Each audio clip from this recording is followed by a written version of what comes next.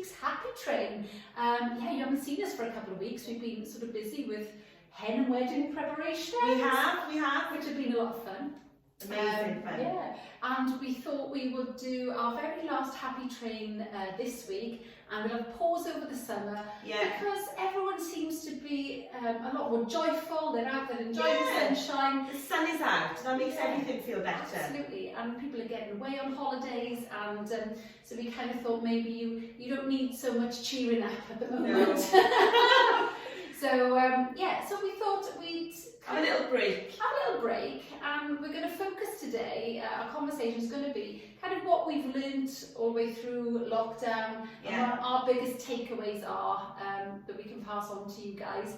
And I think we're just chatting, and really the biggest thing for us is awareness. I think we really both feel that awareness is the key to everything. Without that awareness, like, where are you going to go? So knowing that you know, certain situations, certain people, certain activities, certain foods can make you feel happy or sad or miserable or irritable. Having that awareness is key. And because we're all getting back out now into this sort of, you know, hustle and bustle, people are busier, they've got all these activities. You're back on the treadmill of life. We won't be back on this kind of, you know, on the treadmill and not really giving ourselves any time to think and reflect and just to be us, I guess. You automatically fall back into where you were or what needs doing, and you just do. So for me anyway, just having that awareness and just stopping, having a little pause before I make decisions now has just been amazing for me. Yeah. Making conscious decisions. Yes, making conscious decisions. It's one of those things that we had written on our whiteboard. We had it on there for a long time. For a long time, probably from the first lockdown, wasn't it? Yeah. The first lockdown, and it was make conscious decisions, and it was about, you know, doing things that are right for us, saying yes when yes is the right answer, saying no when no is the right answer, and also being able to say maybe and possibly.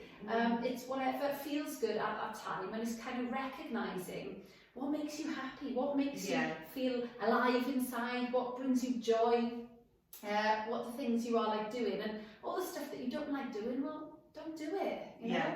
I know we've got to do boring and mundane stuff. I know we have to do there are certain things you can't get away from. Housework and the washing and all of that. But again, you know, you're doing that because you want a clean house, and you're doing that because you want clean clothes. And so the end result then makes you happy. The end result does make you happy, but it's does this need to be done right now? Whereas sometimes we put pressure on ourselves, like, crazy amounts of pressure. Saturday is my day when I've got to clean the whole house, and I've got. I used to do that all the time. So that's the only day I've got free, and I'm going to spend the whole day cleaning. And what a waste, really. And that doesn't make me happy. Not one bit. No, exactly. No, it wouldn't make me happy either. So it's about that balance, and it's about, okay, let's have that conscious thought process to, you know, every single day I want to fit in something that makes me happy and brings me joy. Definitely. And let's not get bogged down with work and chores and running the kids around to various activities and you know. The amount of people, I've actually had a few people already say to me, you know, bring back lockdown. I know. Which, you know, is crazy, but it's because of that craziness, and there's so much. I think particularly with family life as well, you know, when you're a parent and you've got young kids, they've got so many things, and when all that starts kicking off again, you kind of get one of my best friends has got 3 children, all different ages, and they're all in different clubs and groups and rugby and dance, and she just never seems to sit down. So actually it's a little bit refreshing in lockdown to see her just chilling out. Yeah. Well, as I'm sure a lot of parents, including us, you know, it definitely was refreshing. So I think it's really important for our well-being, our mental health, our physical health, our emotional health, that we are recognising, okay, getting on that treadmill, you know, is not great. It's not great for us, and we need to slow down a little bit, and we need to have balance. It's all about balance. It's all about, you know. Well, it is, isn't it? You've got like a work-life balance. People talk about all the time, and it's so true. You've got to have that. You can't be working all the time. You know, there's a rest in that, and that's the same in all things in life. I think you have to have balance. Yeah. And for me, it has been, the biggest thing has been just to stop and think, does that make me happy? Is that beneficial to me? Does I actually feel right? Yeah, does it feel good? Does it feel right? And that could be little things or massive things, like we were saying earlier. That could be. I was surprised myself, even little things like food.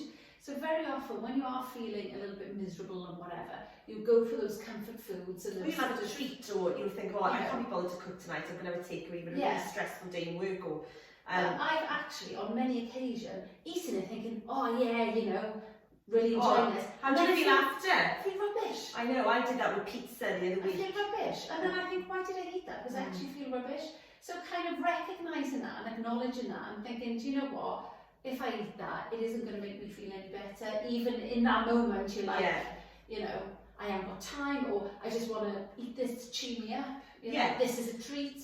Yeah, and I mean, generally, junky foods make you feel like that anyway. Like, don't get me wrong, sometimes I had the best fish and chips a few weeks ago, and I thoroughly enjoyed it, and it didn't make me feel crap after. Well, there you are. I felt wonderful, in fact. Well, there you are. Well, have more of those fish and chips. No, I can't have too many. I'm trying to be good. But yeah, you know, make conscious decisions. You know how things are going to make you feel after when you eat things like that. And doing things for other people sometimes that you've done just because you feel that it's part of your role, your you know, it's your responsibility with parents, with children. I'm not looking at it as being selfish, because that's difficult and that's been really hard for me. Saying no to maybe family and children and just saying, no, sorry, that doesn't suit me right now. And everyone, because there's been a change in me in that way. I think a few people have been, oh, what do you mean doesn't suit you right now? But I felt way better for it, because then when I have done it, I wanted to do it, and my head's been in it, my heart's been in it. Whereas if I just, I don't really want to be here, you go into something then with the wrong attitude. So for me, it is the pause. Yeah, you know? and don't be afraid. Don't be afraid to say no. Don't be afraid to offend people, because I think that's what people think. It's like, oh, well, you must think that of me, so I better do this, so you don't think that. And a lot of the time, you don't know what other people are thinking. You have no idea what other people are thinking. You can't read their minds, and they might. But but in your head, you might not care, or they might think that I'm, you know, selfish or uncaring, or you know, totally. Just let that go. Let that go.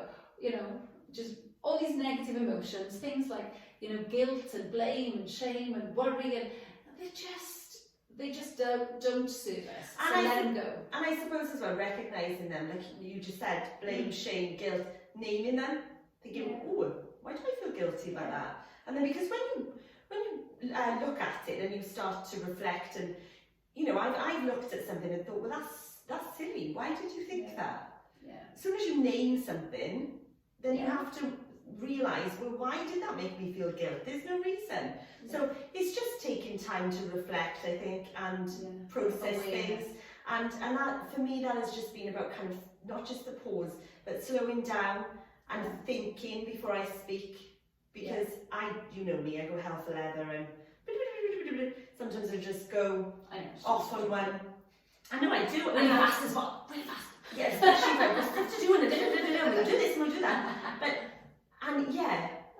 So slowing down, thinking about it. So the next few months, before you see us again, maybe in more the sort of autumn months, maybe. We just want you to be aware, make conscious decisions, and do things for you. What's right for you? Yeah, look after you. Make you happy. Totally. Yeah. So keep on the happy train all the way through summer. Yeah. And we will see you later on in the year. Okay. So look after yourselves, guys. Bye, guys. And, take care. We'll see you soon. See you soon.